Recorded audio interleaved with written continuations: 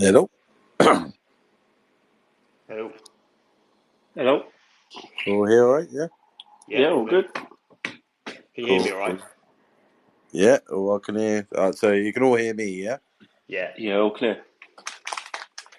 Cool, brilliant. So we all just seen the kit. Yeah. Yeah, interesting one. Dad, you said that you like sort of terrible kits. What do you think of this one then? Mate, I actually love it. I actually really like it. My other half just messaged me and said, "Oh, I love that kit." I was like, "Yeah, so do I." It's nice. I like it. Like as I said, I like something different. Like if you're gonna, especially with your third kit, with your first and second, you want to keep like just bog standard, decent looking kit. But when it comes to the third kit, you might as well just go all out. It Yeah, reminds me of a bus seat. That's all right. I need to see it properly. I always find the kits. I have to see it in person before I make up my mind. I weren't keen on the home kit, and then when actually I saw a person, but actually I don't mind it. But yeah, third kits are always, you might as well go for it, like you said, because they're the chance for the club to express themselves. But I heard it was atrocious a couple of weeks ago, and my first thought is I agree. Might change my mind when I see it in person. I don't know. Right, shall we get started properly? Yeah, sweet. Yeah. Let's do it. Right, so welcome everyone for the first episode of Pompey Patter. Got Ben and Daz here with me, who have kindly agreed to join me. I put a tweet out a couple of weeks ago, and them two both came straight away, and happy days. Did I just call you Ben, Harry? Sorry. You did. It's fine. I'm so sorry. Episode 1, it's fine. It's my okay. mate literally just texted me that popped up, and his name's Ben, and then I just realised I said it out loud. Bad start. I do apologise. Cheers, Ross. Yeah, let's get on with it, Ross, shall we?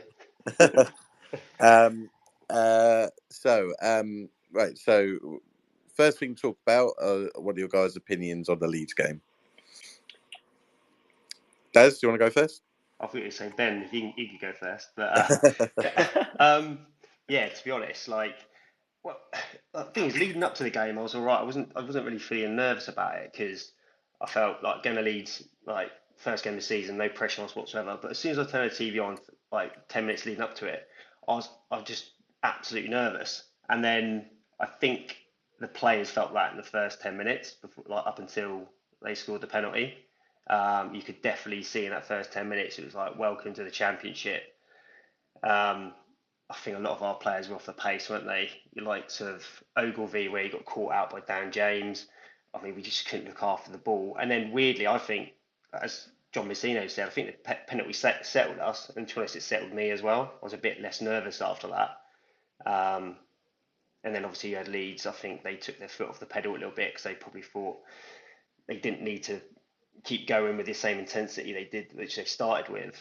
But obviously that allowed us back into the game, allowed us to sort of build a bit of momentum, bit of courage, and then yeah, two decent finishes before half time. Happy with that, and then obviously couldn't have started the second half any worse, could we?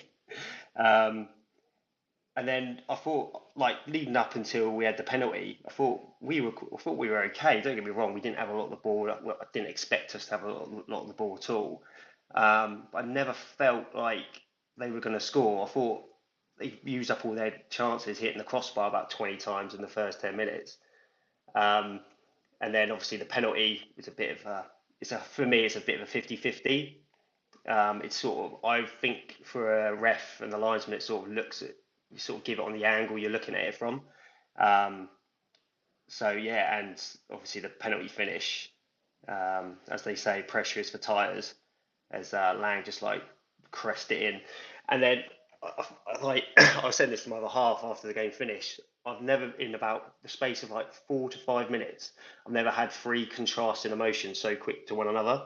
Obviously, buzzing, jumping around the flat when we saw we'd scored the penalty. And then when they equalised, I was fuming. And then about a minute later, when they had that one-on-one, absolutely put it past the post. I've never been happier to have a draw. So I think as first games of the season go, you couldn't have asked for a more mental. I had to have a shower afterwards because I was sweating so much. But yeah, I think the pick of it, the game for me was Lang's finish in the first half. He probably would have been dreaming about a ball sitting up for him outside the 18-yard box in the perfect position. And my other half, when that ball went in, she said she's never heard me make that noise. It was between a squeal and a scream. But yeah, so it was Between a what? A squeal and a squeal and a scream because like I just saw the ball pop up and he hit it, just tucked into that bottom corner. And yeah, I think I've only just moved into a new flat, so I think the majority of the neighbours know I was watching the football. So yeah, it was good. I enjoyed it. I think Leeds were probably the. I think it was a good. It was good to have Leeds away, especially the first game of the season, because last time you don't want them last game of the season away. So having them at the start probably helped us a little bit. And I think them scoring so early settled us a bit. So I don't know what you guys thought about it. Harry, what did you think of the goals we conceded? A lot of flats gone towards Norris. What's your take on it? Yeah, so obviously first one's a penalty, so it goes either way.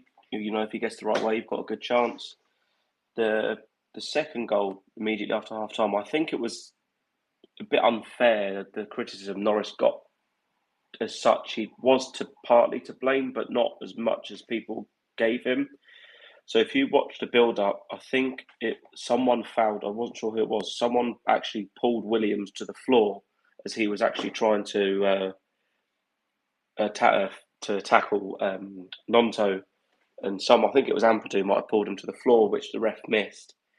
But as soon as he goes off and he cuts inside, Shognessy's backing off, and you, as a defender, you kind of back off to start off with, and you kind of back off for a little bit, and then you engage. However, Shocknessy kind of just held off too long, and he let him cut in and keep coming and keep coming. And the further he came inside, that's why then Norris was then too far left, because he was taking, if you watch, he was taking like little baby steps in towards the centre of the goal in case Nonto then went to the far post. So although, yes, it was close to Norris and maybe he could have got down quicker, he could have maybe used his feet, but I think it was harsh that he fully got the blame. I mean, how they didn't, no one saw the foul on Williams. He was blatantly pulled down by his arm. I've no idea, but yeah, them to concede a similar goal. I know, quickly jump into Tuesday, but it concede a similar goal then, it is frustrating. But I have no qualms over Norris being our number one in the Championship. People were worried about him when he first arrived, and I think he proved a lot of people wrong. And I think people were easy to forget how many crucial saves and points he actually saved this last season. Especially remembering the one that comes to mind is the Carlisle game, that getting down to his right hand side, and then obviously we went up the other end and scored. So he's had plenty of mine's gone now, chances to show us what he's capable of, and I think he did that. From my perspective of like, I obviously know it is standard these guys. I was always a goalkeeper. I would have been really disappointed in the second goal. I've watched it back quite a lot, and I don't understand why he didn't. He did that weird thing goalies do, and I probably did it in my time, where they kind of just flop to the ball rather than push with his legs. I don't even think he saw it that late. Whereas I think the third goal was a bit harsh for people to criticise, because if you watch it, he generally didn't see it till it was near enough past him. There was so many bodies in the way, and obviously, you know, my issues with the goals is just how the thing that still worries me is our back four. You know, I'm happy with Williams, happy with Shocknessi. Such a mixture on Towler of report. You know, some people thought he had an amazing game, some people thought he had a terrible game. I've watched it back, obviously doing player watch, watched the game back. I think Taylor had a better second half than the first half. But Ogilvy's a worry for me. Last season against Barnsley and Derby, against better wingers, faster wingers, I did think he got pulled apart. I thought, especially in the first half, he got pulled apart as well. Again, I think he had a better second half. For me, that left-hand side does worry me defensively at the moment. I don't know what you guys think. I think with Towner, I think he hasn't played a lot of football. He only started 3 games last year, didn't he? He's probably wasn't expecting to start. Maybe he was with the injuries, but he's a steady player for now. He's not going to. I think he knows as well. He's not going to be a starter for us week in, week out for the whole season. He's probably expecting when McIntyre and or Paul come back, Shaughnessy might move over if Pacino thinks he needs to Shaughnessy with Paul, or McIntyre and Shaughnessy or whatever. He's a steady player for now. He looked to struggle, as you said. I think he's just adjusting to the standard increase of the Championship to League One.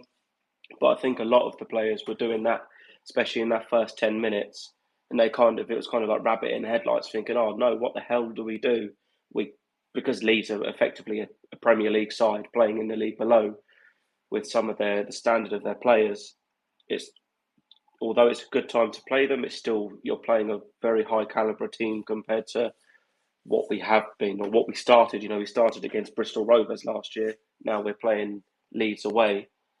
So I think Towler's a steady Eddie and a good stopgap. And if we have an injury or a red card or someone, it's okay to bring on. But if we find out that Paul or McIntyre are out for a longer period than we think, then I would certainly look at getting another centre half in, even if it's a 6-month loan until January, and then we can see where we're at then. But if it's only until, say, October, until one of McIntyre or Paul are back, I think we will be okay. Because you could also move Ogilvy into the middle once Farrell is back from injury as well. I know there's a lot of injuries going on, so it's kind of making it a spare squad at the minute, and it's probably not what Messino needs when we're going into a brand new league and we've got these tough 7 games to start with, and he's missing 5, 6, 7 players from injury straight off. So, yeah. Des, what do you think of Ogilvy on Saturday? Do you worry about Ogilvy? Do you want to see Farrell? Is it just me? Am I the only one that's a little bit worried about Ogilvy this season? I wouldn't say I worry about him right now. I mean, because to have a game, the first game in the Championship, which pretty much all of our back four, apart from Williams, also who has played a little bit in the Championship, it's a baptism of fire, isn't it? Like, you're coming up against, especially Ogilvy, who's coming up against Dan James, who is faster than anything I've ever seen on a football pitch. I think once he settled, as I said, I think it was basically once they scored the penalty, it seems like the majority of especially the back four, decided to settle a little bit. The problem is when you're playing someone like Leeds, they've got so much pace, power, and quality that they're gonna keep niggling at you and going at you. Obviously with Farrell, he's obviously meant to be like one of the best left backs in the Australian league, but we haven't obviously seen any of him yet. So whether he's a better option than Ogilvy, obviously is to be seen. But I think Ogilvy, he got better as the game went on. He sort of managed Dan James a bit better. And that's the thing, is with the back four, they wouldn't have come up against anything like they came up against on Saturday in League One. Because obviously the Leeds front line, you're probably looking at like bottom end Premier League standard. So I don't think I'd worry about Ogilvy. He'll probably, like the rest of the squad that hasn't played in the Championship, they'll need time to settle and bed in. But I think Ogilvy can do it. I think he showed last season, like coming in and out of the team, that he can do it for us. So yeah, I think it's a same with a lot of the squad who haven't played Championship. It's a wait and see, isn't it? until they've had a good run of games. But I don't think they're going to come up against a forward line like Leeds much this season. I know the Championship's a lot better quality than League One, obviously, but Leeds are probably one of 4 to 5 teams that are at that level who you think are going to be step up to Premier League. So yeah, I think it's a let's wait and see with Ogilvy. I mean, do we even know when Farrell's going to be in anyway? No idea. So and he'll have to get up to speed as well because I'm coming from the A League. Is probably like a bit of a drop off compared to the Championship. Maybe like obviously with when we had Yengi who came in last season, I think he was able to hit the ground running a bit more because it was League One. If he had come in this season, could have been a bit of a different story. So no, I trust Ogilvy until he sort of gives me a reason not to. And obviously the first game of the season against someone like Dan James, it's really hard to judge how he's going to do that with the rest of the league. But yeah, that's my thoughts on it. Oh, I think that's enough of the negatives. What about the positives from the games? Any players stand out for you? I mean, Pat for me is man of the match. Close to Callum Lang.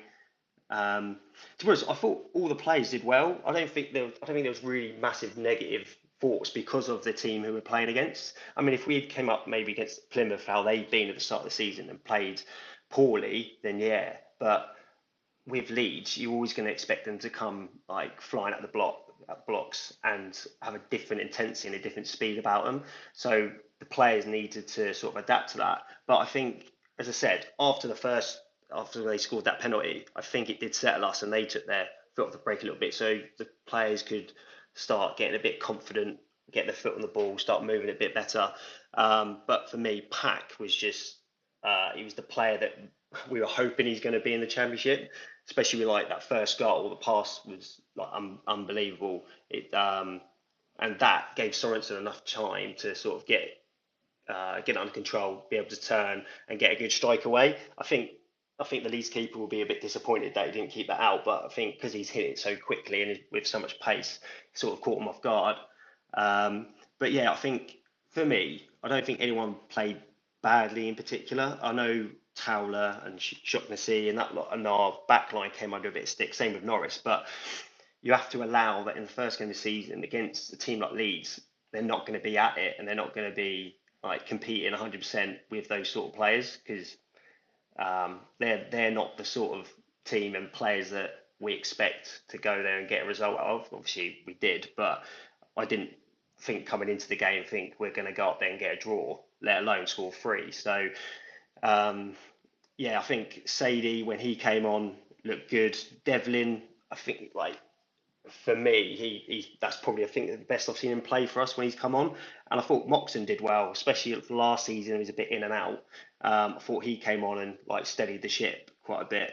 But yeah, I think considering the amount of injuries we've had, and it looked like we had to move some bits around, I think the majority of the size and the players that came on did really well for us. What about you, Harry? Any players in particular stand out for you? Anything you got to add? Yeah, I think Daz has covered most of it, to be honest.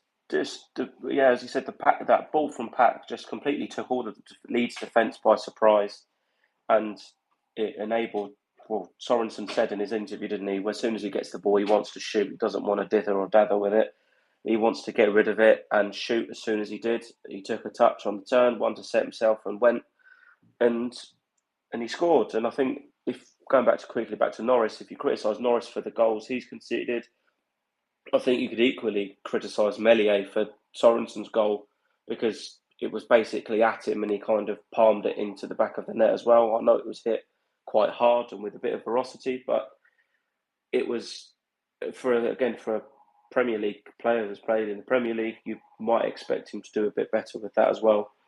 But I was really impressed with Sadie as well because the way he was holding it up was exactly what you needed to do, what we needed him to do, and it was the same against Millwall on Tuesday when the ball was getting long. He was getting it kind of similar to Bishop does, getting his body in the way between the defender and the ball, shielding the ball and letting that contact come in and winning that free kick, which is important for the way we play.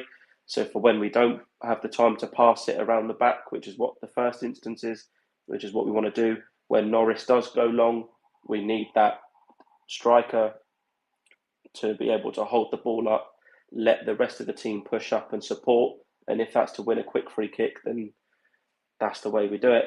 And Sadie did really well on that. But Lang was my man of the match for me, just for his impact playing. Hasn't played a lot in the 10 on before he came here, but obviously we're so blessed in wingers either side. He's kind of, and where we're lacking in the 10, if he can make that 10 position his own, then if he can keep doing that first goal of Lang's was very pure. He probably got a bit lucky in the sense of that bad touch. The bad touch kind of took it round the defender by accident, but once he got the connection on that shot, that was it. It was going in from the minute left his boot. There's one player that I've literally seen no one talk about, good or bad. He's new signing, and I didn't even notice myself till I did player watch, and it was more the first half. But Dazelle, if you watch the game back in the first half, he was brilliant. He stopped so much coming forward. He is defending that set plays after obviously the first 10 minutes. Let's just ignore that. They all were just all over the place. Was excellent. I didn't realise to watch it back how well he played, and it weren't till he got like knackered, and then Moxon come on, and as been said before, how well he done well when he come on. Obviously, literally no one say a word about him, good or bad. But I suggest anyone always watch games back because you do see it differently a second time round. And he actually had a really good game, and I can see why there is some good and bad reviews for him because I think he's one of them players that you don't notice what he does unless you pay attention.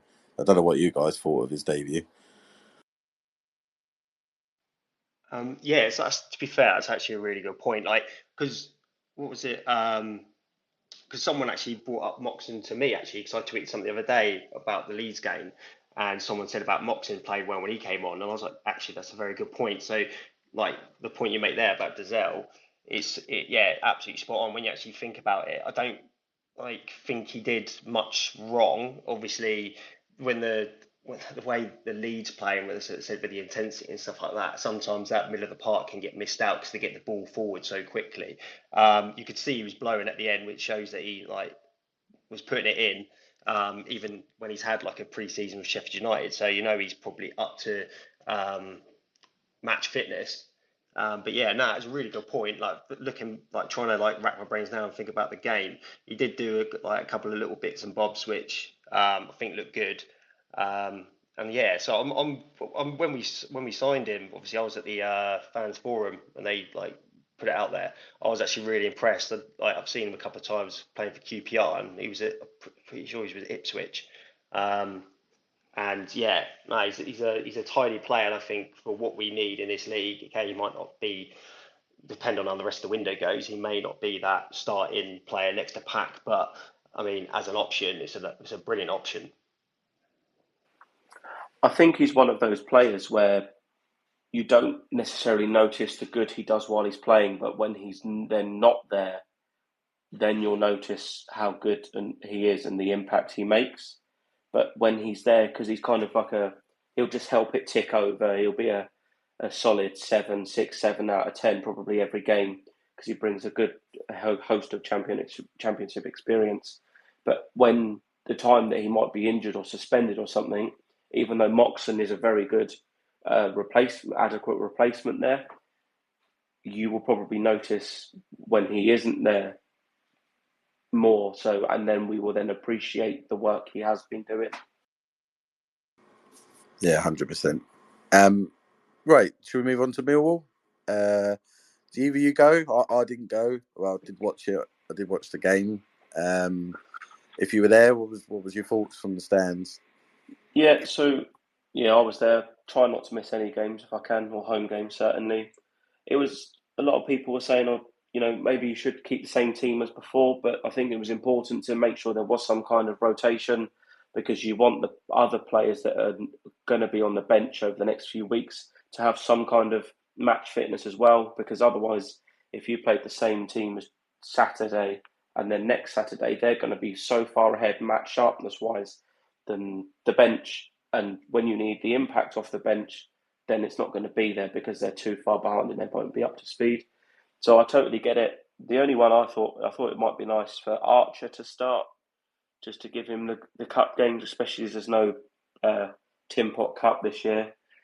Archer's not going to have many opportunities to shine, so maybe he's going to just be second choice, or maybe you might stick him in for the FA Cup when we get there next year.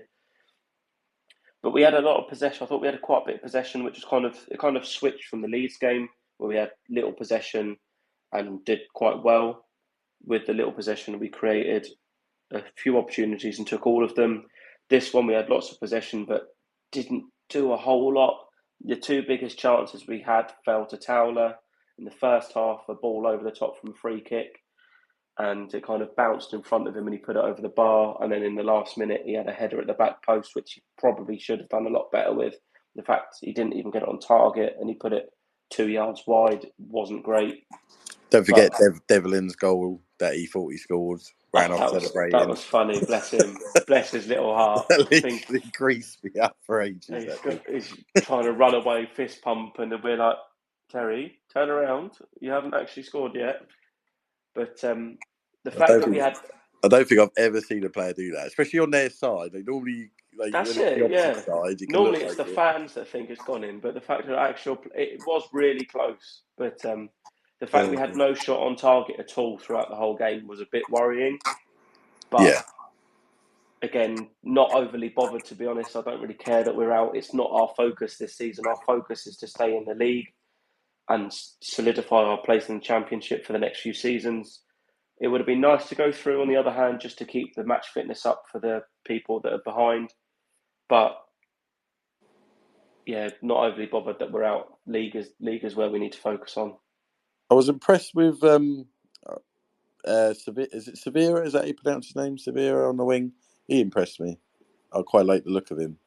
Yeah, he looks a good player, to be honest. He's got pace. I think it might be that rawness still in him for being quite young still. He's got that attacking mindset of, I'm going to take my man on. And he did it against Leeds as well. He was quite confident in, right, I will take my fullback on. I will take on the defender.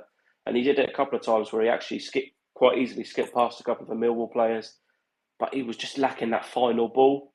Whether it's just where he's trying to work out, get used to the strikers. So it was Sorensen against Leeds, or Sadie today on Tuesday, trying to work out, get used to where they're actually going to run. But there were a couple of balls where you just kind of think, if he actually got that spot on, we'd have had a chance.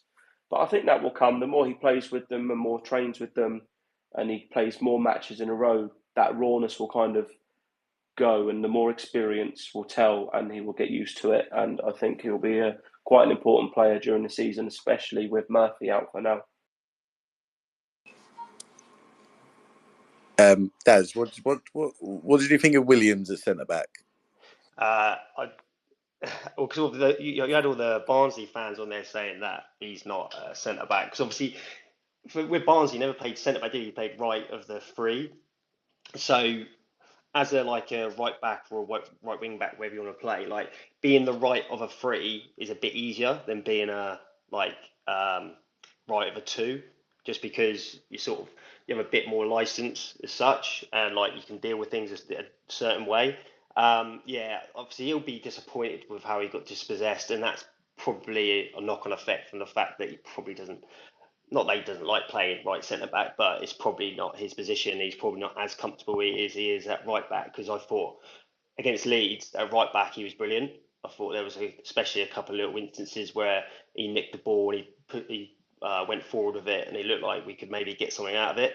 But yeah, I don't think Williams is the answer to right centre back, and I was actually quite surprised about how many changes he made. I thought Messino might have sort of kept a few more in there just to build a few partnerships like Shaughnessy and Towler, because obviously we're coming up against Saturday. We're coming up against another good side with players that are top end Championship. Some probably would be making it back into the Premier League by the end of this window. So I probably would have preferred to build a few relationships. But again, like, do you mean if Shaughnessy gets injured, everyone's fuming, aren't they? So I don't think Messino could ever win in that game, and I don't Well, think many. that's what I was going to say. Like maybe he's learned from what happened with Paul. Yeah, You know what I mean? yeah, Like, we can't afford another centre back to get injured. no, exactly, yeah, and that's obviously that's the reason why he. And well, you could tell, yeah, we haven't got another centre back because Williams went in there and then Swanson went in there. Um, Surprised like Devlin maybe didn't do it because he moved Devlin around about three different positions in 2 games. But yeah, I think the good thing is about something like that happening on Tuesday is that it does show that we do need another centre back in there to come in for cover. So you'd like to think that that's going to be high up on the list now. And I know Paul and McIntyre could be back within the next month or two, but I mean, you don't want to go too far behind and risk playing that like a back four that you're not overly comfortable with against the likes of Luton, Middlesbrough, and like Sunderland and stuff like that as well. And obviously, then I think Burnley's after that. I'm not sure when we got Burnley actually, but yeah, I think the game had a bit of a, especially in the first half, had a bit of a pre-season feel to it. And I think that's mainly down to the fact that we made a lot of changes. And I think Millwall ended up making quite a few changes when they said before the game they weren't going to do it. So maybe that was a bit of mind games. I don't know. But yeah, so I had that second half felt a lot better. But like going off of Silvera, I was in the north stand because I'm usually in the front end. So I was in the north stand with some of my family and that. And I was right near where McNamara absolutely nailed Silvera in the back. And you could tell that's a right back or left back's challenge, like to a fast, nippy winger that he's going to nail you and then hope you just fall away. And I felt Silvera after that did fall away a little bit. I mean, he still got on the ball and ran at the Mill back line, but I just felt they didn't have as much intensity. I think he was waiting for um, that challenge to come in again because McNamara did nail him. You don't realise how bad some of these challenges are until you're up close to it. So it went straight through the back of him, and I felt it from where I was sat. But yeah, I think like Silvera, I think he'll be really important for Saturday as well because with his pace, I think it'll be really important. But um, yeah, I think with all the changes we made, you could tell. I think especially in centre mid, even though I thought Stevenson had probably one of his best games for us, you could tell with the amount of changes that the game was going to be a bit like lack of quality. And as Harry said, Towler, I think he had that chance in the first half, which I think was probably the easiest out of the two he had from the angle I had, and I think he should be getting that at least on target, especially in second. But as we said, like this cup isn't important to us. It would be nice to maybe go for the next round and get a like big Premier League side away from home, but I mean, that doesn't matter. It just means another chance for players getting injured. So we'll take that and then obviously move on, wouldn't we, I suppose? Harry, surely this is the end of Gavin White and Tom Lowry. Yes, for very different reasons, obviously. Lowry, I mean, I felt he drifted in and out of the game anyway. He kind of parts where he was kind of looking like there was a couple of good first touches he had, and the passing was starting to tick, and you're thinking, here we go, this is the Lowry that we've known and we've had when he's been fit, and then we had the Lowry that unfortunately has then got injured every time, and it seems we're just in the same repetitive motion of he plays well for a bit, he then gets injured, he goes off, he's out for a few months, he'll come back and do the same thing, and we can't carry anyone in this league, and especially now we're in the Championship, we haven't got the luxury of having the best team in the league anymore. So because the league standard is higher, the calibre of players we need are higher, and we need everyone available. Hence that's why Messino said didn't keep Morel, is because of his availability. Even though again he has the talent, but it's the availability also plays a key part. And unfortunately, Lowry falls into that same boat. But if he's now injured for a long time, he's not going anywhere because no one is going to go near him if he keeps getting injured. and so I think we might end up being stuck with him until at least January. White, I feel sorry for him. He's obviously had a tough time last year. He came out towards the end of the season where, like, on the personal side, where his family was still in Ireland and he was over here and he's going back and forth. It must be, I do get it, it must be tough, but it comes with the job. And he just looked totally anonymous. It was like playing with 10 men at times. And you really saw the difference for when Matt Ritchie came on. And Matt Ritchie did more in the first 5 minutes that he was on the pitch than White did for the hour that he played. And I think it's probably best just the same with Scully, really. He's been injured as well. But I think it's just best if they probably all do move on. But as we've seen with Scully, there's a struggle for people to actually want them. It's all very well just saying, yeah, let's get rid of him, and replace them. It's easier said than done because Scully's been out for such a long time and his form isn't there, and White's form hasn't really been there, apart from in little bright sparks like against Bolton last year. That moment of quality has shone, and you've hoped that it kicked on. They just haven't. But if there's no one there to willingly either buy them or take them on loan, we're going to be stuck with them, and then that will stop us from then replacing them or putting that budget elsewhere, unless you then pay them off and rip up the contracts, which I don't really see us doing. Maybe to Scully, but you never know with these things. But unfortunately, I think for those three, and probably Stevenson as well, although he had a mixed game, he did look out of his depth at times, I thought, but his set pieces were actually pretty decent with his corners. But you never know what's going to happen. I think they only leave if you know you can get a replacement in. I think it'd be hard to get rid of White because I believe he's on quite a bit of money. Maybe the only thing we could do is loan him out and have to either take the knock of the wage or pay most of it or something like that. I think Scully probably could pay up his contract. I think he only a 2-year deal, maybe a 3. Sure, if he's only a 2-year deal, we've only got a year to pay up. And Lowry, yeah, who's going to come in for him if he's injured? I think unfortunately we just could be stuck with him until the end of the season, which is a shame, massive shame, because if you had a fully fit Tom Lowry for the last 3 years, I think he'd be one of our better players, but hasn't happened for him, and there's not much we can do about that, unfortunately. Right, Luton then on Saturday. So what we've agreed to do between the three of us is do a bit of a prediction league, and one of us has to do a forfeit at the end of the season. So what we're gonna do is, if you guess the correct score and get it absolutely bang on, you get 3 points. If you get a correct scorer, you get 2 points.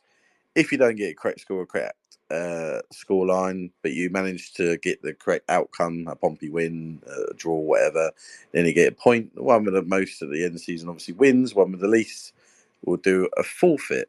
So, Daz, if you want to go, a brief what you think the game could be like on Saturday, and your thoughts, and then your prediction at the end. Well, I'm hoping, obviously, the two Johns were up at the game the other day, weren't they? Luton, Burnley. So I'm hoping they took some notes, which I'm pretty sure they probably did. I think if Luton set up the same way with a 3-5-2, I think it's just really important we try and do what Burnley did, which is get in between the wing backs and the back three. So I was listening to a podcast earlier of the Pompey News Now boys with a Luton lad on there, and he was saying that sort of they've only really got one defender in the back three. So I think that will be somewhere we're going to sort of have a go at with the likes of Silvera and I guess Lane. So I don't think there'll be any other wingers in there.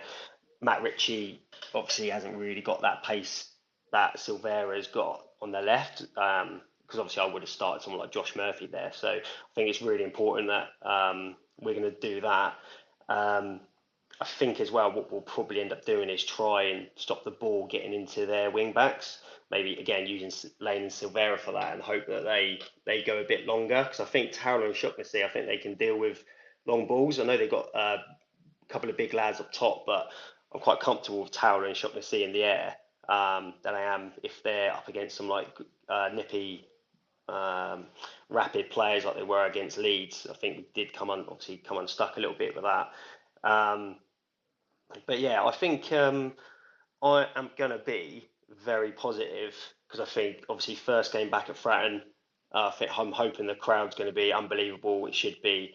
The good thing about this season, especially at Fratton, which we sort of didn't get all the time, is that obviously a lot of the games we're going to be the underdog. And I think we're better as a fan base and stuff like that when we're the underdog.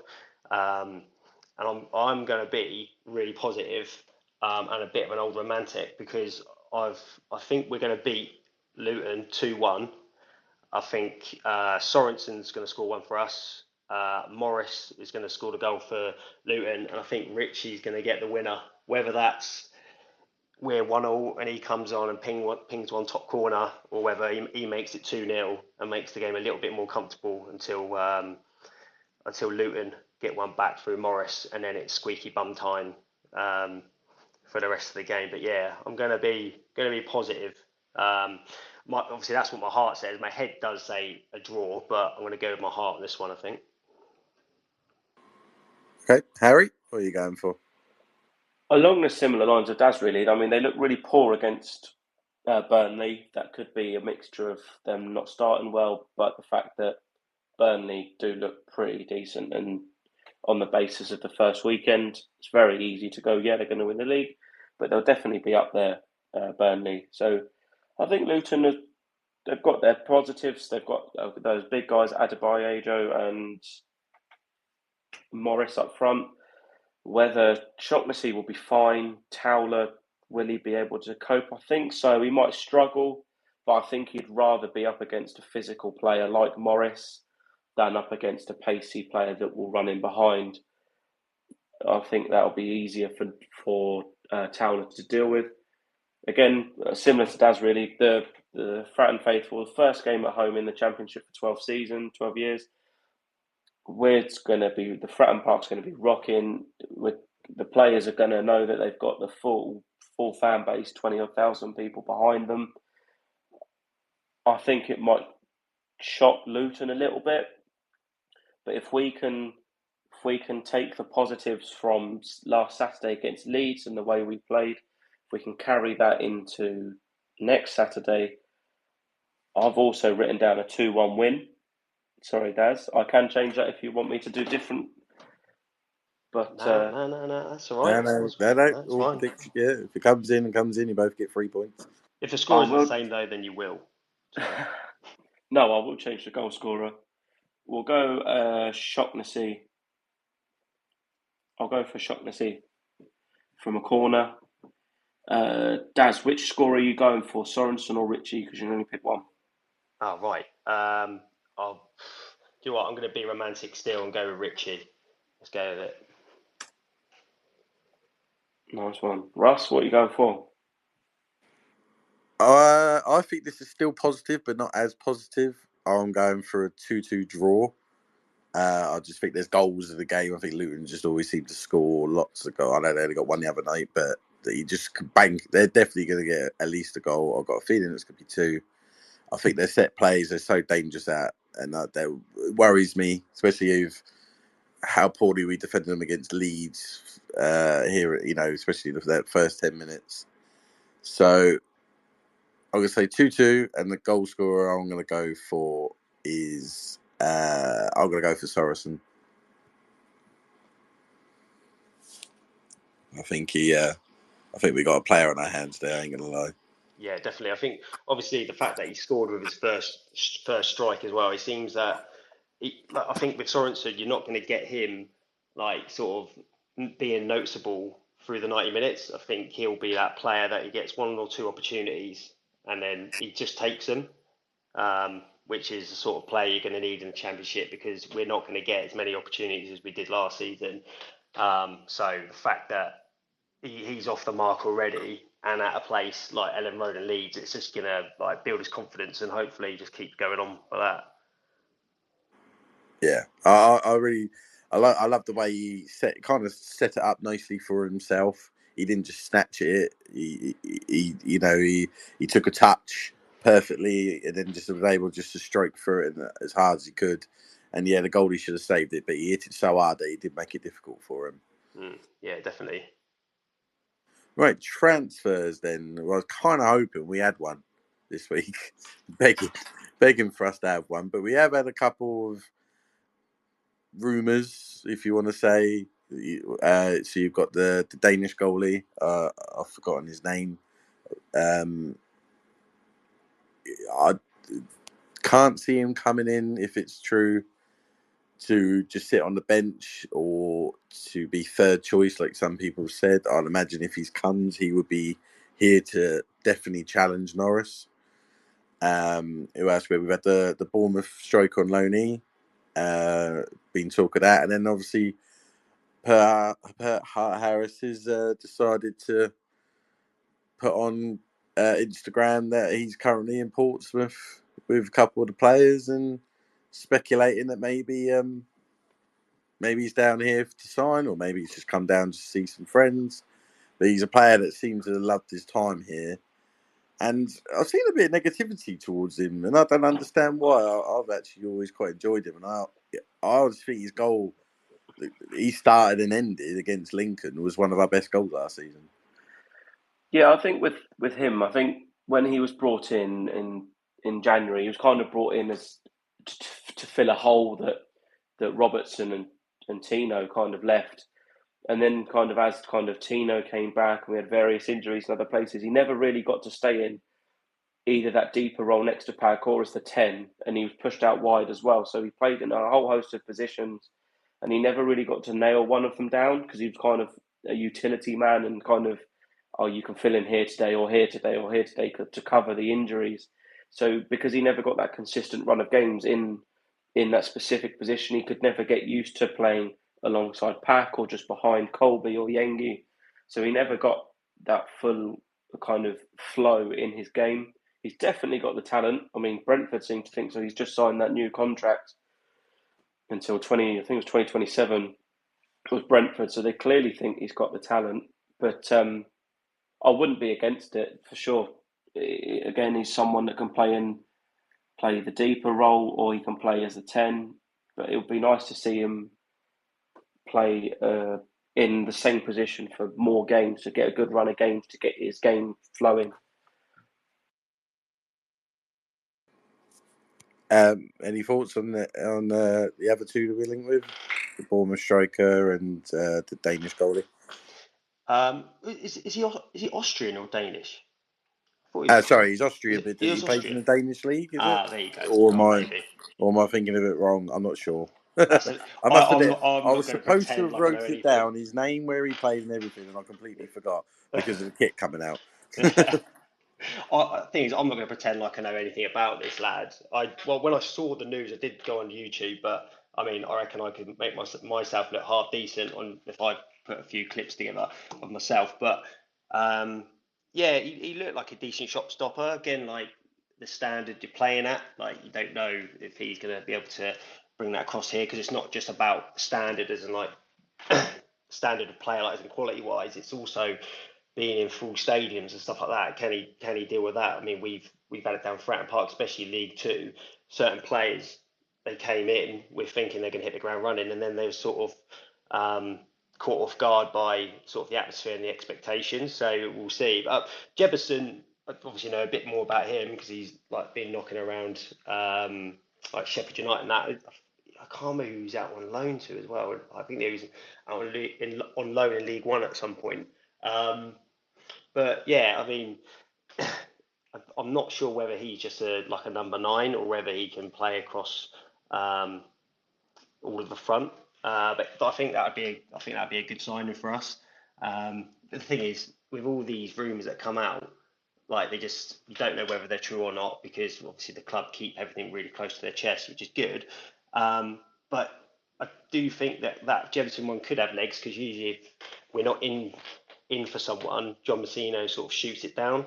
But with Jefferson and with this Austrian keeper, he hasn't really said no. He's just sort of said, but especially the Austrian keeper just said he's under contract with another club, so we're not going to talk about someone else's player. And Jefferson, I think, was talking about he was waiting on obviously what Bournemouth would do with like with how they start their season first. So I think those two out of the three have probably got more legs on it. But I mean, we don't know. Someone could come out of the blue. I wasn't expecting Richie to actually sign until he did. Never Same believe with a word Mourinho says, is no, what I which is learned. fine.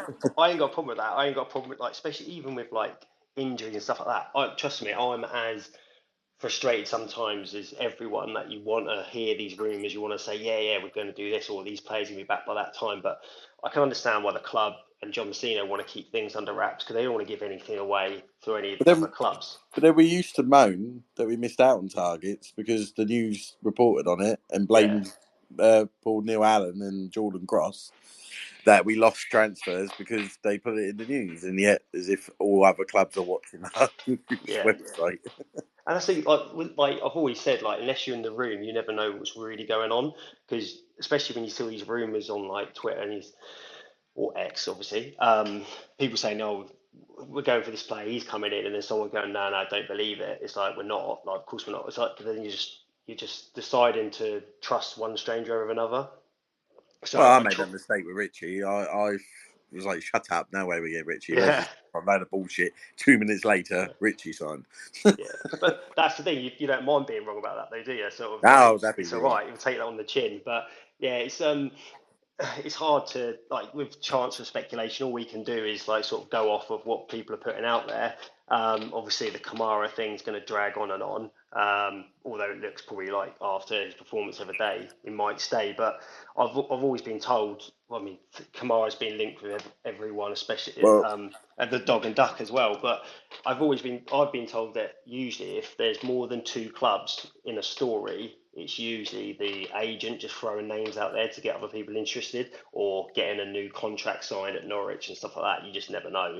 Until it's signed, you my never know. predict my prediction with Kamara is he won't be at Norwich come the end of the window. But I'm not saying he'll definitely be here. I've just got this feeling he won't be there. Yeah, no, I think like obviously because of Norwich got rid of is it Rowe? Is he gone now or is he still there? No, he's training with the under-21s, isn't he, or something like that, because he refused to play Saturday. I don't think he's gone anywhere yet, unless I've missed something today. I've been quite busy. That's never a good sign, is it? So Yeah, so, but they have said that he can. He's if he sorts himself out, he's welcome back in the team. But I don't know. I've just got this feeling that Kamara won't be at Norwich, but I'm not saying he will definitely be here. I'd actually now, with the amount of clubs linked and what clubs are linked, that we'll be, happy days if he does, but I'll be very shocked if we do. Just because, and I see the other day, I see a couple of people say some weird stuff. Like, I saw someone say, "Oh, it's depressing seeing QPR whole and someone else buy players for money and we don't." Because we're a bigger club than them, and I just sort of shook my head in disbelief that someone actually thinks that.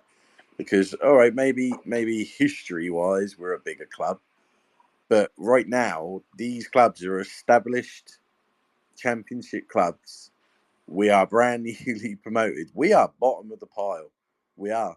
And I know people go out there and say, "But look at Oxford has spent." Yeah, but most of them have come from the lower leagues. They have, they look. I don't think they'll go down. We'll get onto that in a bit, but you know, we discussed also amongst ourselves about the stories of, splashing the cash, and people like, "Oh, here's the splashing the cash." We were only talking about it the other day when I said, "Well, actually, if you read the article, nobody, Messina never, or Hughes or whoever it was they were talking to, never said anything about splashing the cash. They just said, oh, we're looking to sign a couple of players for fees, which since that article we did. We went and bought Sorensen, we went and bought Farrell. But obviously today, that's now changed in terms of Messina saying we have significant fees to be able to buy players. So that's put a bit of pressure now on the club. I don't know what you guys think. Yeah, so I've got the quotes from the article today. Again, it's the headline that we see on Twitter is we're going to splash the cash, but again, it's not what Messino says. So he said the board would be really supportive. Essentially, the take is any player we feel is responsible, reasonable, or justifiable will go to the board and making a case. In any fairness, not one of those has been rejected so far. If we're looking to purchase a player, the recruitment department and executive of the club feel it's justifiable, will make the case. We're not talking about tens of millions. We're talking about significant fees. If we can go to the board and release the money, they have been all ears and have never said no to anything so far.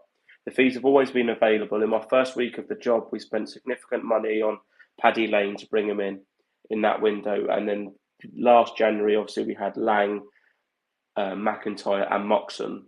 So he's very happy, clearly very happily saying that, the money is there.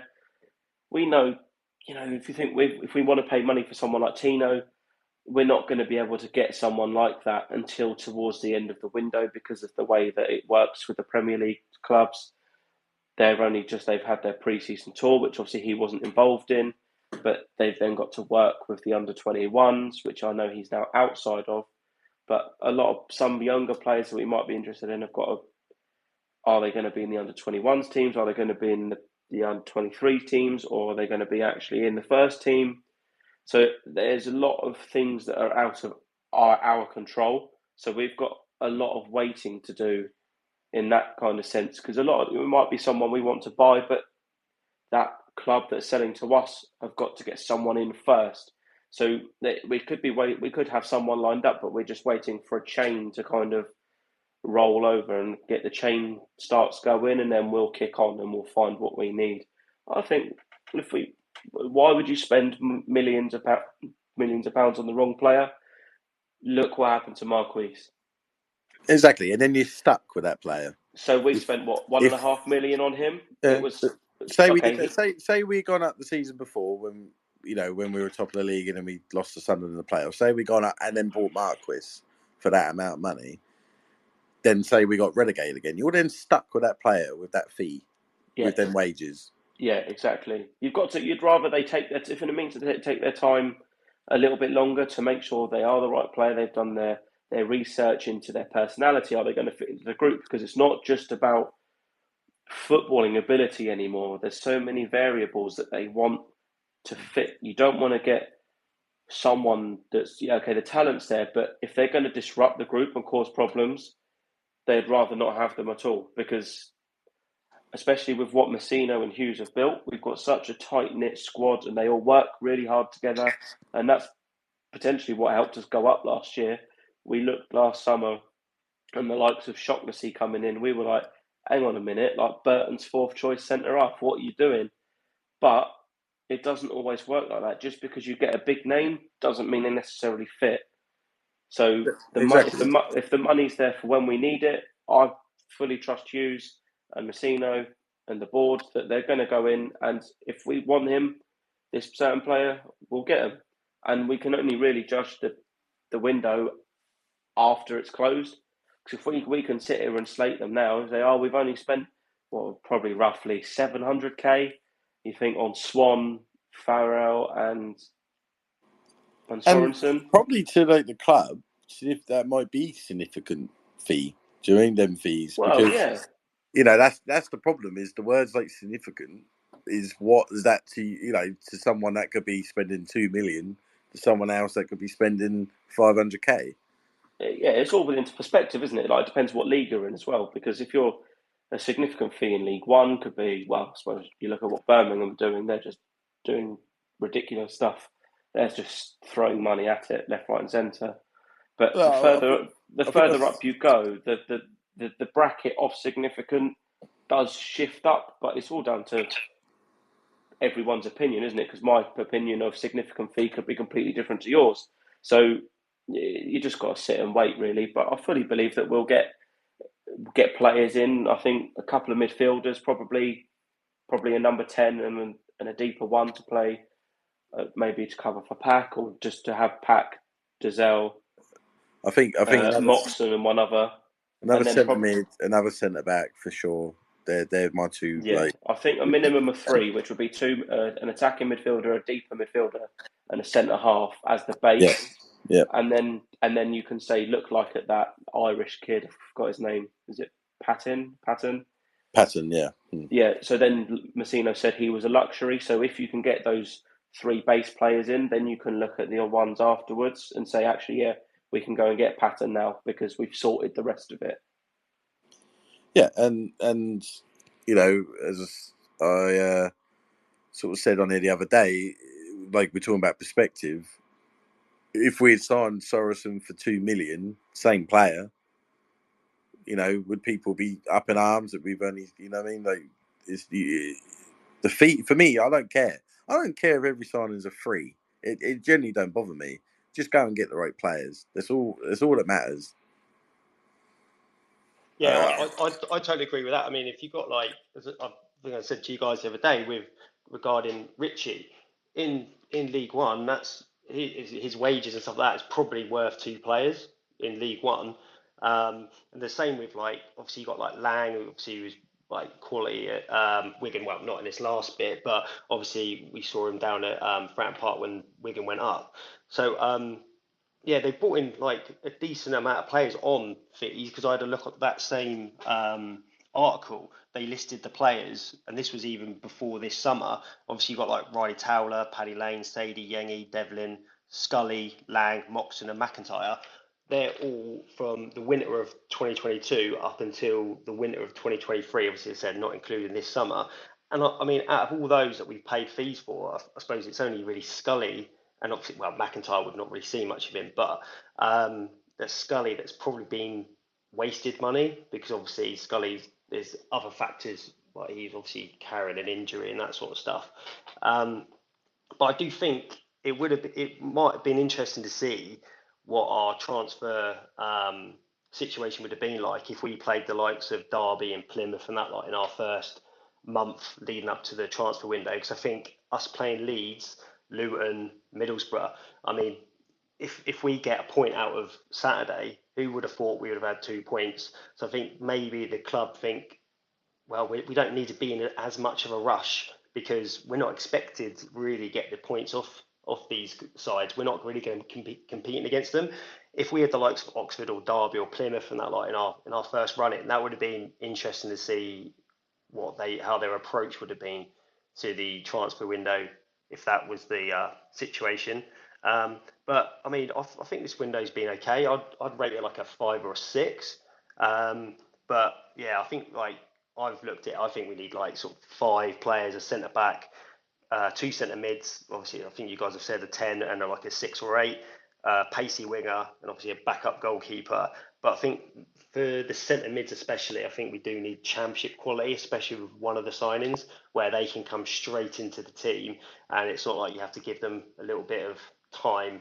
I know we're going to give Richie a bit of time, but every time he's come on, especially against Millwall, there was a ball that went down the line to him, and he just took it on the bounce and just turned. And me and my brother looked at each other and was like, I like that. So, oh yeah, but then he almost cost us the lead scoring a fourth goal. Yeah, true. Yeah, I That suppose was a that comes with shocking not touch. playing many games. Yeah, but yeah. So we'll see. I'm okay with our transfer window. I know a lot of people have been going a bit over the top and saying it's horrendous and stuff like that. But as we said, you can only judge a window once it's closed. We signed 9 players. Exactly. Yeah, you can You only know what judge I a mean? window when it's That's a lot closed. of players. Yeah. And for me, I've always said you've got to wait for the end. You've got. Yeah. What's the point? What if all of a sudden we signed 5 players, paid fees here and there, and then everyone's all suddenly happy? I don't know if it's every club, but I feel like we have the most bipolar football club set of fans on Twitter that I've ever seen. Yeah. The thing is, it's the same as when you sign players. They're only good signings once the season starts and you're halfway through or towards the end. I mean, just we said, sure, Mark Chris, I thought when we signed in, that's going to be us top of the league. He's going to score X amount of goals. I mean, one of the most famous ones is probably Fernando Torres when he moved from Liverpool to Chelsea. Everyone thought he was going to hit the ground running there for the money they paid for him as well. And John he just, Utaka? yeah, and they just go off the side of a cliff. So any transfer window, again, it's the same as any signing. It's only a good signing once they've played. Obviously, you can look from the outside and say, yeah, okay, they're going to give us a chance. This is the right decision at the right time. But a freebie, like with Shaughnessy, for example, as Harry was saying, from Burton, no one ever thought he was probably going to be our best defender last season and scoring some of the most important goals to get us promoted. And then obviously we signed Scully and that lot with fees, and it just didn't work out. So I think people just need to be a bit patient. trust me, like as I said earlier, like I get anxious and I want like players in and I want this, that, and another. But sometimes you just have to wait. It's frustrating, but you can only judge the club, especially on fees and whatever money we pay, whether that is a sign-on fee, transfer fee, or just wages. You can only judge it once the window's closed, and I really hope it's a good end to the window. Yeah, let's just hope we get when we meet again in a couple of weeks. We've at least got 4 players in, maybe one due or something like that on transfer deadline day. Right, I'm quite aware of time, so should we just quickly go over some just championship predictions before moving on to any business? Harry, give me your bottom 3. So I've got Plymouth bottom, then I've got Oxford, and then Blackburn. Ooh. I I think think Oxford are going to do all right this year. Yeah, they're kind of. I think it's either them or Derby. To be honest, I was thinking because Paul Bourne is a kind of really good League One kind of manager and getting them up, but he's always struggled with his teams into the Championship. Plymouth, I think, are just, unless they sack Rooney, which it wouldn't surprise me if he's gone before Christmas. But I also think even if they do sack Rooney, their team is atrocious. Yeah, but I mean, they're going to just basically heavily rely on Morgan Whittaker just to smash a load of goals in again, like he kind of did last year. Is Cooper gone? Yeah, he's just signed for Sheffield United today. Was that today? Was it? Yeah, so I think they just heavily rely on Whittaker, and I think Rooney might do the same what he did at Birmingham. I think he'll just kind of make it so bad that even once they sack him, it's too little, too late. Blackburn, I think they'll end up losing Smodix to probably Ipswich, and we saw last season they basically stayed up because of him and how he managed to score so many goals and become the Championship's top scorer in a team that finished, I think, 3 places above the relegation zone. If it wasn't for him, they would have gone, and I think they will again. So that's my bottom 3. Okay, Des, your bottom 3. Yeah, I went with Plymouth and Derby. Obviously, Plymouth bottom, Derby second from bottom. To finish third was really frustrating because I was trying not to contradict myself in like you'll come in the dark horses bit and stuff like that. I was trying not to contradict myself, so I kind of just went randomly, and because I just obviously saw Millwall thing, I thought maybe it might be Millwall, but that's the third from bottom was really hard to pick for me.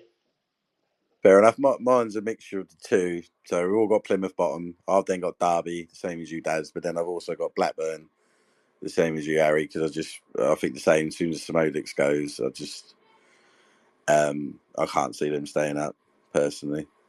Right. So let's go for the playoff 4 before we do the top 2. Okay, so I've got Norwich 6th, Luton 5th, Coventry 4th, and Sheffield United 3rd. I think Norwich, they're always in and around the playoffs, and I think they might kind of sneak in the last few weeks. Luton, I think they're just the promoted sides are always near the top, aren't they? Because they've basically got the Premier League squads, and with the parachute payments, they're not under any real pressure to sell too many for financials for PSR. Coventry are my dark horses while I'm here. I put them 4th.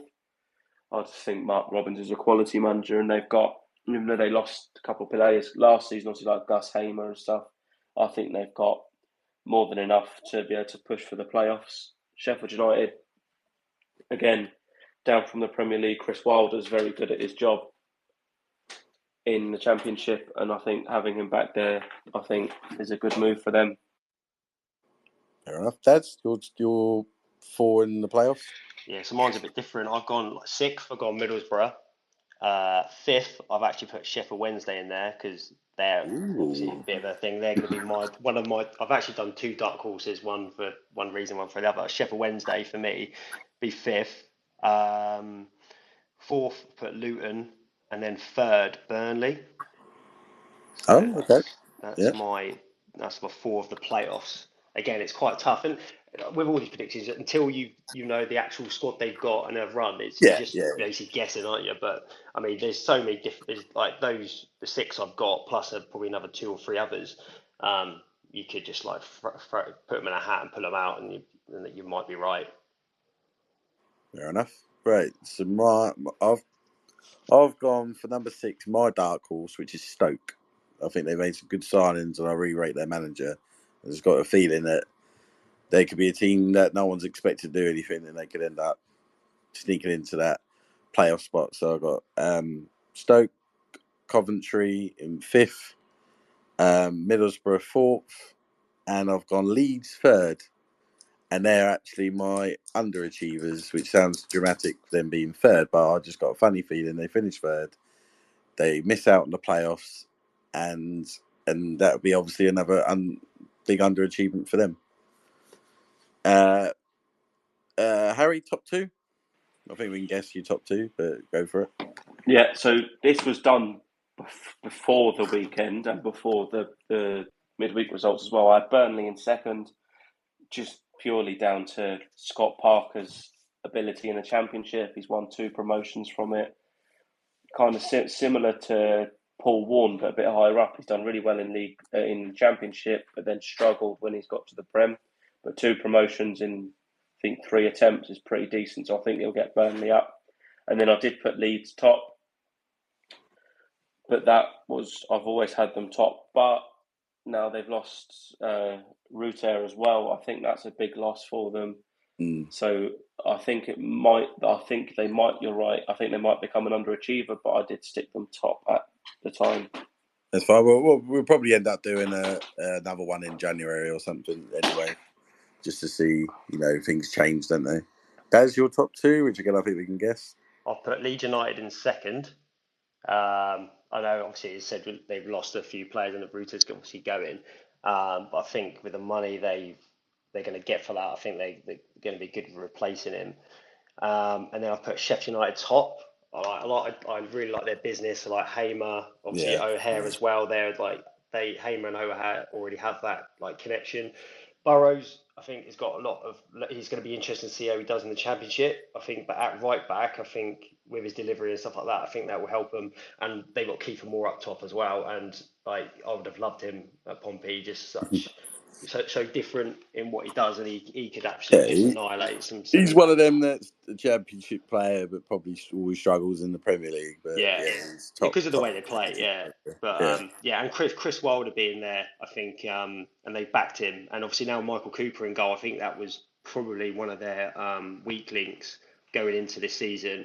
I think with Michael Cooper, he's a great young keeper. I don't know how old he is, but keepers are always young, aren't they, until they turn 40. So, does that mean? So I'm a goalie. I'm not 40 yet, so am I still young? Young keeper, yeah, fine, yeah, young. He's still got a chance. Don't worry. Yeah. Hey, mate, if Ali Dia could do it, I think you can get there. Yeah. My top 2's the same, but the other way around. So Sheffield United 2nd, and what are they called? Got out of my head. Burnley 1st. So I think we've all. Daz, you said you got another dark horse. Who was your other one? Yeah, so obviously, Sheffield Wednesday was my dark horse for teams that are going to like a team that's going to get in and around with a chance of promotion. But my other one was going to be Oxford. I think in terms of good shout. I do think they're going to do better than what. In terms of because obviously success is relative to where you're at. I mean, success for Pompey will be staying up, where success for Leeds will be going up. So it's all relative, especially in this league. Especially in the same thing in the Premier League, isn't it? Like, it's all that's why I had Leeds as my underachievers. Even though I've got them to finish 3rd, for me, if they don't go up this season, then they've underachieved. So 100%, yeah. So what was your 2's underachievers? So mine. Sorry, Daz, go on. No, sorry, mate. You go for it. Go on. So I put West Brom. Oh, good shout. They always seem they've got a quality players, like Swift and Wallace, and I believe they just signed. Was it Devante Cole? Is it them that signed Devante Cole? It is. Yep. I don't really see that as making much sense, to be honest. He's never been the most prolific scorer, and maybe it will work, maybe it won't. But I think they've got they've always had quite a high wage bill, and they've got a lot of experienced players and a lot of money, but they can never seem to make it tick. So I think they won't. I think they'll finish outside the playoffs again, and that's why they're underperforming. Yeah, no, fair enough. Daz, yours? Mine's actually going to be Coventry, because I was trying to think Ooh. of a side. I was trying to think of a side that's made some signings that like you would expect them to be up there and about. So I think them missing out on the playoffs would be underachieving for them, especially with some of the signings they've made. So it Yeah, was definitely. basic. Yeah. It was like a left field one. I was just trying to think of the most sort of out there that people might not have. And yeah, I just thought like obviously because they've made the obviously playoff final the other year. I just think if they have bought the players and they've bought in, they've got to be in that top six, and I think they might miss out on it. I don't know why. You just get that feeling, but I'll be completely wrong come the end of the season. That's fair enough. Fair enough. Right. Any other business? Anything that you guys want to talk about? I think we were just going to do where Pompey finish. Oh yeah, That sorry. last Yeah. bit. Where do we think we're going to do? Well, for me, I said all the way through the summer, I've got a feeling it's going to be between 16th and 19th. So I've put us in 18th. As long as we're not the third worst, the bottom three, I'm more than happy. And if our position starts with a 1, I'll be over the moon. So yeah, I'm going to go 18th. Yeah. I'll be happy with 21st, but I think I've got us just a little bit higher. I do think we're going to end up finishing strong in the window. So, funny enough, put us 18th as well. Yeah, I went 17th, so one place higher. I had a look over the last about 3 or 4 seasons. It varies on the points that you need to stay up, but you're looking between 45 and 50. Anything in that bracket, you're Yeah, pretty good. wasn't it like 6 points between third, bottom, and 11th or something stupid like that last Yeah, season? last season it was really close. So if you want to make sure, you probably want to try and hit 50, but you can probably survive on about 45 as well. So as long as we get in that bracket, you'd be really unlucky to get that hit the 50-point mark and still go down. So yeah, 17th. But as you said, anything with a 1, you're sweet. Definitely. Right, any other business? Anything you guys want to bring out that we haven't already discussed or anything we've missed? I think, I can't remember who it was between you want to talk about the Pompey Plus. Oh yeah, no, I just didn't know whether anyone that like sort of had any like any opinions on it. So I watched it at home, obviously for the Leeds game and stuff like that, because I know they did it for some of the other pre-season games, and I was actually ridiculously impressed how quick they put that together. I know they've just set up a little studio on the in the corner by the south stand and the Milton end, but I was quite impressed with it. The presenter, I've not heard of him before, but I thought he was pretty good, and Andy Alford, I think they had Mark Kelly on as well. For that game, for the Leeds game I was watching, and I was really impressed. I think it's very easy just to get anyone in to do sort of analysis, and they just sound horrendous. They're not the first time, but with Andy Alford and Mark Kelly, because you've got obviously ex player and stuff like that, and they're within the coaching setup. You get a good bit of analysis, and I quite enjoyed it. I might not have enjoyed it if Leeds had scored that last minute and won the game, but yeah, I think it's good, and that like same with a lot of stuff going on around the club at the moment with the stadium and things like that. It's positive, and I just don't know if anyone else watched it or had any views Yeah, on it. I watched it on against Leeds. I watched it through a way that I won't speak of on here. um, if you catch my drift. And they had it on there, which was quality, and it was nice to not listen to away fans' commentary that I had a part with last year of the most biased commentary you've ever heard in your life. I've got to get hands up to Andrew Moon and Guy Whittingham. They literally call it as it is. If Pompey is shit, they will say it. Whereas I've seen us play against other teams away from home, and we could be like 3-0 up, and they'll still say they're the better team. Um, um, but no, yeah, I thought it was fantastic. I thought it was great. Isn't it nice to have a Pompey fan in charge and hosting, Oh yeah, that was just ridiculous. and not one that's going to sit there and watch cricket instead of the football? That was a real bad judgment, I think, at the time. No, it was. And like Daz, I hadn't heard of George Wedlake before, but watching on the Saturday against Leeds, very good. Like the guests, obviously we've got, I think, Paul Robinson and Danny Rose coming at some point as well.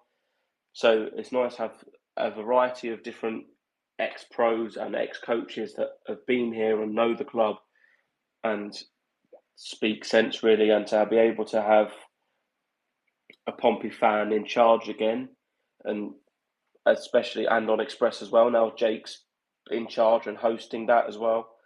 It feels like it's coming together, and you're right, they're investing in the right areas. They're going for fan experience, having the fan zone and having Liam doing the DJing there every week, having the kids part in there, doing the deals on the pie and a pint, like the more mezzanine levels into the north stands, the new bars. They're slowly making it so the fans actually want to be there for longer than rather than just kind of rock up and think, oh yeah, we're not where we want to be.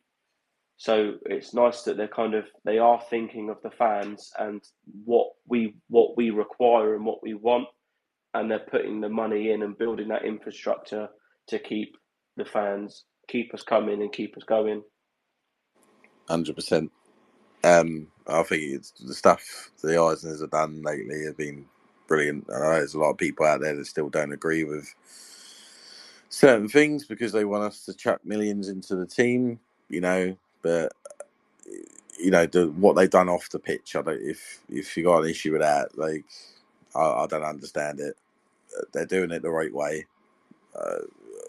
I don't think anyone could complain. It's nice to be proud of your stadium, rather than everything's just sort of looking down and old. You wouldn't look at our ground anymore and think it's an old ground.